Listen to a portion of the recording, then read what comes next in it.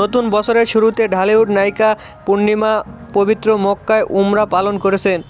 মদিনার পথে Jeddah metro station থেকে শেয়ার করা ছবিতে তাকে আবায়া ও হিজাবে স্নিগ্ধ রূপে দেখা গেছে, যা ভক্তদের প্রশংসা কুড়িয়েছে। ঢালিউডের জনপ্রিয় চিত্রনায়িকা দিলারা হানিফ পূর্ণিমা বছরের শুরুতে রূপালী পর্দায় গ্ল্যামার ছেড়ে আত্মিক প্রশান্তির খুঁজে পবিত্র মক্কায় উমরা পালন করছেন। সোমবার 12 জানুয়ারি তিনি তার ভেরিফাইড ফেসবুক পেজে এই আধ্যাত্মিক সফরের বেশ কিছু ছবি শেয়ার করে ভক্তদের সাথে সেই বিশেষ মুহূর্তগুলো ভাগ করে নেন। ছবিগুলোতে তাকে মদিনার পথে জেদ্দা মেট্রো রেল স্টেশনে অবস্থান করতে দেখা যায়, যা ইতিমধ্যে সামাজিক যোগাযোগ মাধ্যমে নেটিজনদের ব্যাপক প্রশংসা কুড়াচ্ছে।